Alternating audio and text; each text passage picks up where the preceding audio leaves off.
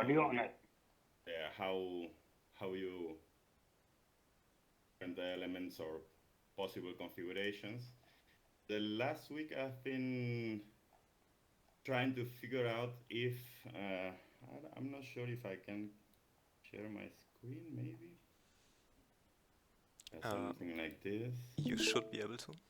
Uh, and you see like a couple of questions here. Very simple. Like, can anybody see the questions? Yes, I can see it. Yeah. People have to click on watch stream, and then they should be able to see it. Okay. But I can see So it, yeah. yeah, these are like mainly the first thing here. The first question is a pure serverless peer-to-peer feasible. Has anybody tried? So last week I was sort of trying to figure out if it is possible to start take as a starting point yeah, some pure peer-to-peer serverless chess where you have the users and the contracts and as little as possible in between. And not necessarily that I want to do that, but as a starting point. And my intuition was that it was, let's say, easier than what I think now. Seems like it is not so easy. And I would really like to have some feedback from other developers or projects that have tried this. I am really a little bit naive about the thing right now. And so maybe I should let it go, this idea of some pure to peer, but okay, I'm still trying to figure it out. And yeah, then you can see there are this second question is also that trying to understand because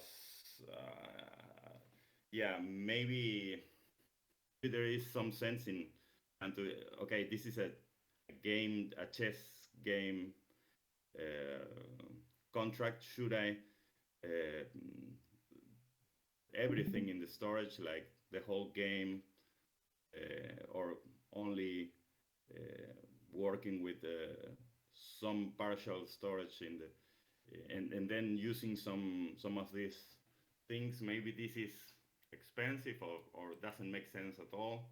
I don't know. It's not so much what should I do. I would like to listen if somebody has something to say. What are the how other people are working around this because uh, there are some games that are really heavy on what comes to storage and so should I what are the options here and if somebody can talk a little bit about some not storage in everything on StarNet. And then the computation distribution, I have it more or less clear for chess, but yeah, there was this deck of cards presentation last week, which had some interesting things on the client side. So maybe this is not so relevant right now, but maybe we can discuss a little bit if this model that they showed makes some sense for chess. This was my question, but maybe this is not so relevant. What I'm mostly trying to figure out is peer-to-peer something that I should consider seriously for first iteration, or really I should let it go. And maybe if somebody has something to say about the data availability, it would be great also because I'm yeah trying to figure it out. It's like these two questions mainly.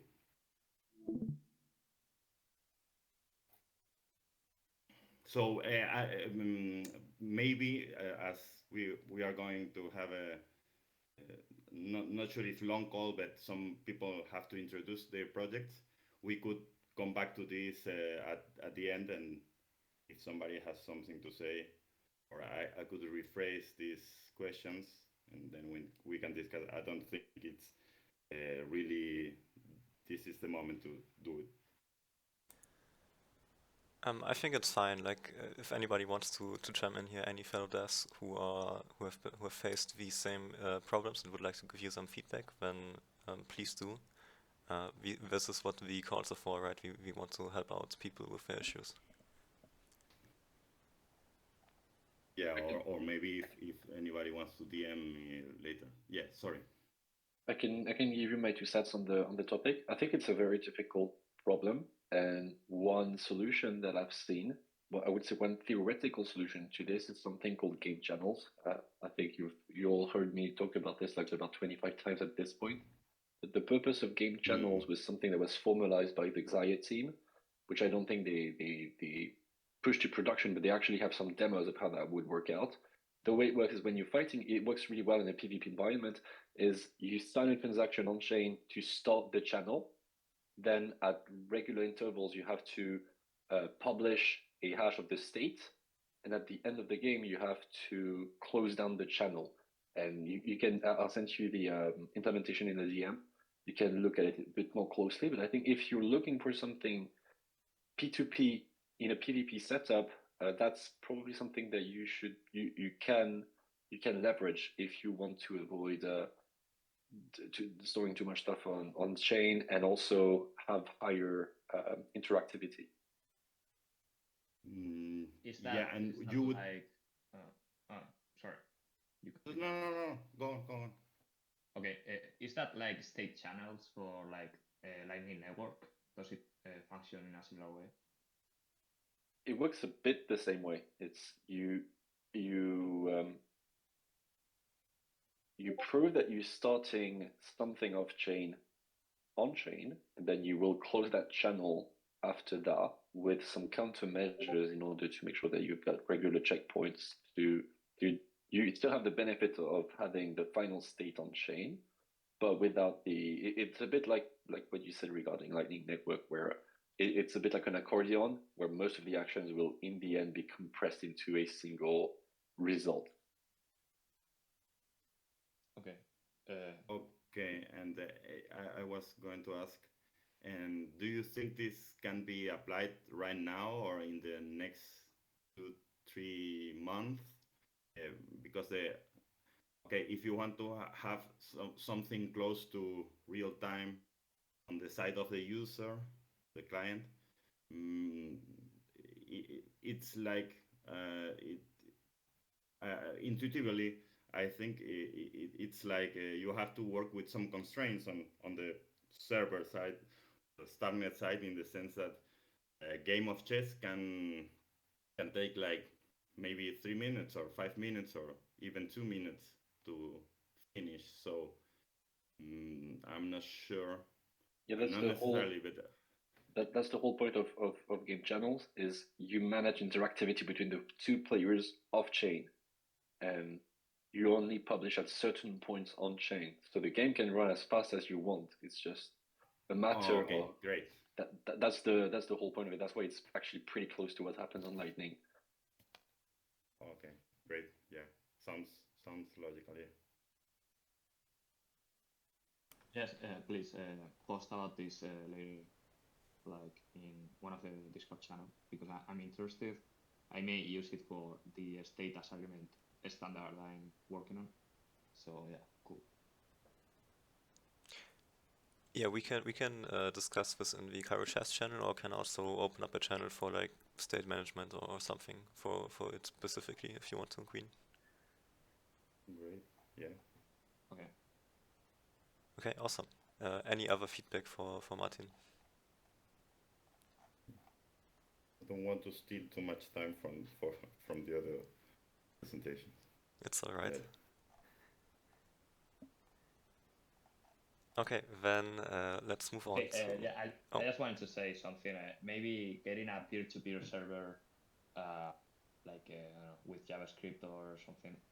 Maybe it's not a good idea. It will take up too much development time, and I think it's quite too much of a premature optimization. I think chess is slow enough to be playable with, you know, to be acceptable within block posting limits.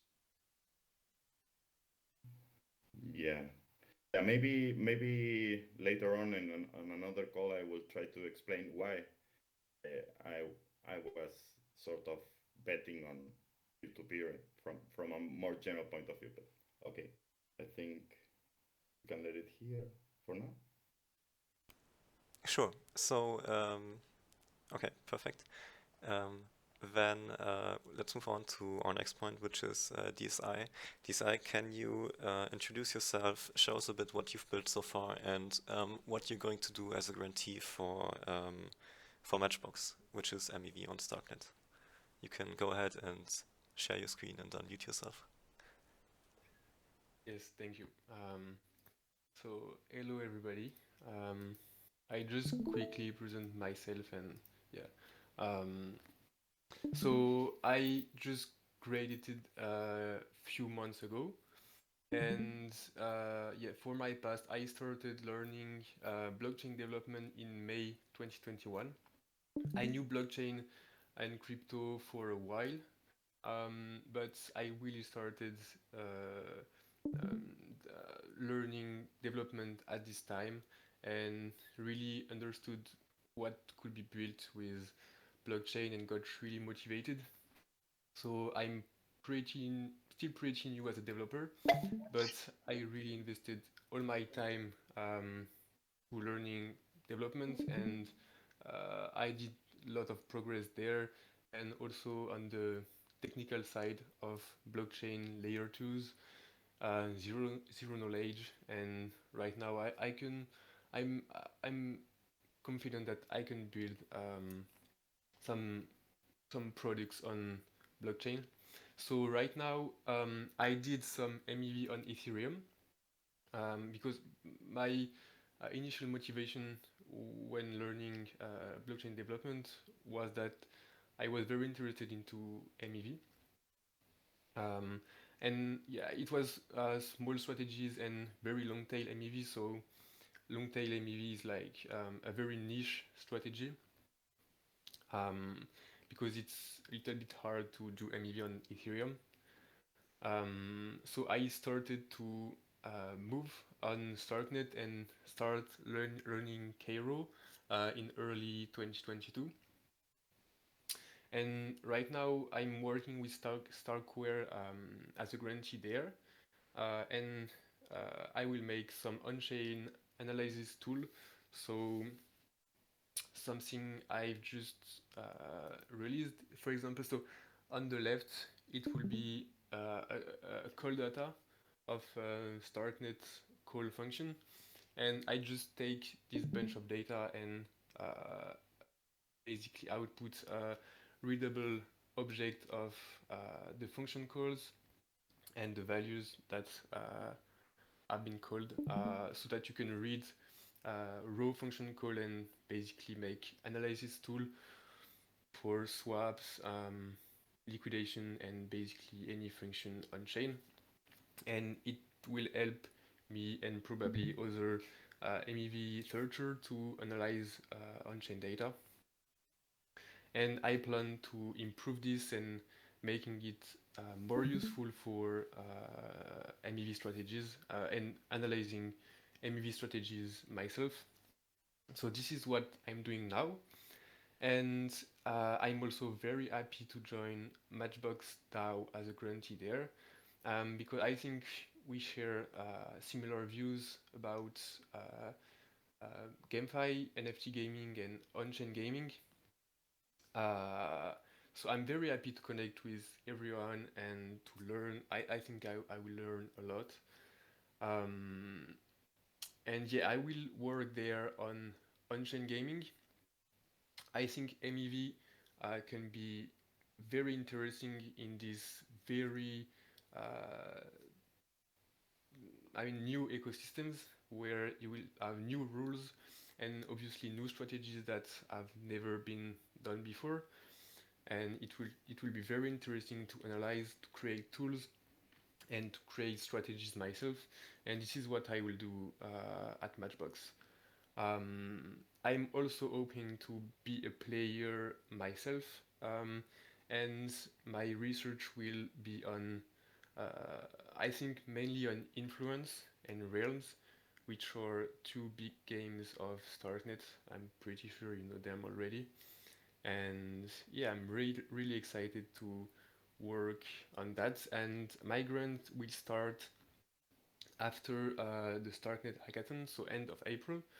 But I will still work on on-chain tool analysis from today. I already started a few days ago, and we'll keep working on this. We'll keep testing influence and realms as soon as I can, and yeah, we'll just be happy to connect and talk about those games with everyone that is interested in it. And yeah, that's pretty much yeah, I think that's my presentation. Awesome, thank you. If I'm not mistaken, you tweeted out a GitHub repo like today or yesterday, was it? Can you talk a bit about that? Yeah, so this is basically, yeah, I tweeted it this morning, and basically this is what allows you to um, translate a raw call data into a readable function call, and you can also um, check which accounts are the most active on StarkNet over the past 24 hours. So it's not very useful today on Goerli, uh, but I think it can be useful to people that want to analyze other players or other active accounts that make lots of transactions or that spend a lot of fees and try to reproduce what they do or just spy them or just check what account is very active. So right now, those are the two things that you can do. I just started a few days ago, and yeah, I will be adding some new analysis tool. I'm mainly focusing on swaps today, trying to see arbitrage and trying to display the profits of a trade within a block, and hopefully it will come in a few days or weeks. Very nice, thank you. Um, I think it's a super interesting topic, and like Silver has coined this term called GameEV, right? Which is like MEV in games, which is going to be probably a big thing. I think it's a super interesting topic. Does anybody have any questions or comments on this?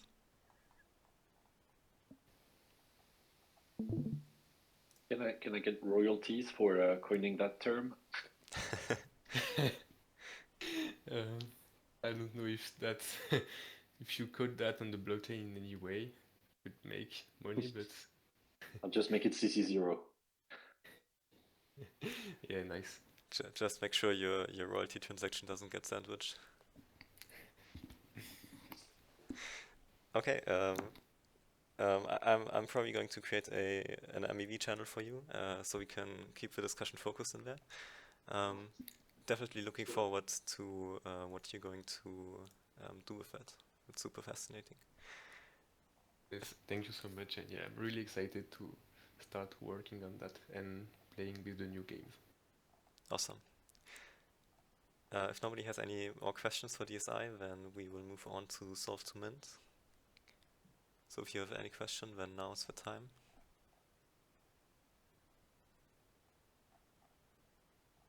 Okay, let's move on to Solve to Mint. We just launched it yesterday, so big congrats to everybody involved. I know it's been like a lot of work. So let's see what they have cooked up for us. Dirk, take it away. Hey, yeah, so I guess what I'll start with is I'm just gonna go over sort of what's out there right now, and then kind of what we want to do moving forward with this. So if anybody is unaware at this point, essentially what Solve to Mint is at the moment is it's a puzzle. at its core, where the idea is to provide sort of like a fun, gamified way for developers that are interested in learning Cairo or have a little bit of Cairo experience, and also who maybe have previous developer experience or just sort of, math and logic and problem solving skills. And the idea is that you go, I would start with the GitHub right here, which is here. And essentially, what you're going to do is explore these contracts, and sort of try to get an overall feel for what's going on and how it's scored and what you need to input and all that kind of stuff. Um, and then you go to either the front end or Voyager, the Voyager contract address, and you input um, it shows you here what you need to input, basically an X and Y um, velocity vector, and then the code will run and produce a score. And if your solution family, aka collision paths, have already been found for that level, your transaction will revert, and it'll basically tell you like somebody else has already found this, try again. So it's sort of so you can see people have been submitting solutions, and some have found some. Looks like we have a new high score. This must have happened quite recently. So congratulations, Sir Sam Rogers, putting up 680 here. But there's 5 different levels, level 0 through 4, and we're gonna run this for 2 to 3 weeks. We haven't set like a hard deadline yet, and then the top 5, we're trying to get the top 5 scores from each level, sort of like a cool commemorative NFT to go along with that. And then what I really would want to take away from this is 2 things. A, like just general feedback on this concept, and ways that it could be improved, or if there's too much information provided or not enough information, or what people felt the difficulty level of this one was versus how you could ramp up the difficulty in the future. And then moving towards designing new fun puzzles as sort of games. So I personally have a couple ideas in mind, but I'm really curious from people who have either solved or tried these sort of puzzles, like what they would think about in the context of other puzzles. They doesn't have to be physics oriented, right? Like, so it could be pathfinding or any other sort of um, concept. And if you want more detail about like options for that, if you go to the Matchbox DAO mirror, there's a whole article about like the theoretical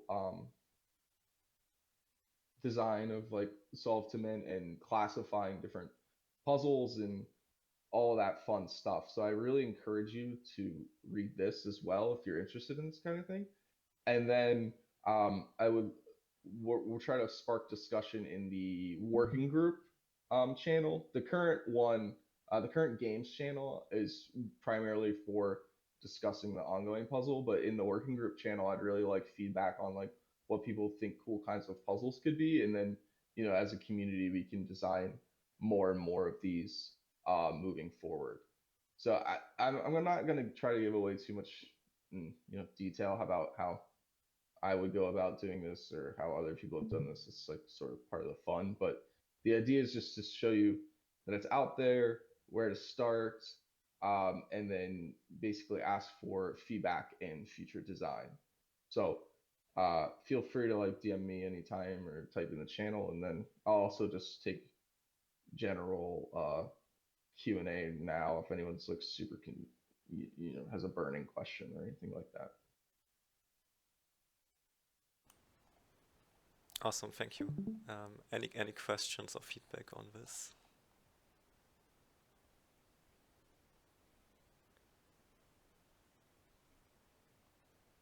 I know, for example, I shared the Solve2Mint stuff in the Realms Discord. They have a dedicated channel to CK Starks, and like Lord of a Few and a few other people there, they've actually solved it, and they've really loved it, and they've been very confused with how Kobe and now Sam Rogers have achieved like triple-digit scores. That was really crazy. They've been I'm like, whoa. slightly, yeah, I'm slightly confused by myself at the moment. I'm working on for everyone's benefit. Trying to work on like a quick like a visualizer tool. Like once I'll like grab their inputs from the CLI or Voyager or something, and then try to make like a visualizer tool so everybody can like sort of see in in visual terms like what their objects were doing. So hopefully I can get that done. That'd be fun. Yeah, for sure. I'm definitely looking forward to finding out how they actually did it, because everybody else is like not even at 100, and that's pretty interesting. So yeah, if you have feedback for the current puzzle, then we have a channel in the games section where you can discuss the current puzzle. There's already some discussion happening there, and if you would like to like brainstorm and suggest and give feedback on what future iterations of Solve2Mint could look like, we have a channel in the working group section for Solve2Mint. So you're welcome to go there and brainstorm and discuss with the brains behind Solve2Mint. And that's basically it for today. I don't know if anybody has anything more to say about our three guests today. Maybe for Martin, some more feedback or some questions about MEV, Solve2Mint, anything. If you want to say anything, then now's the time.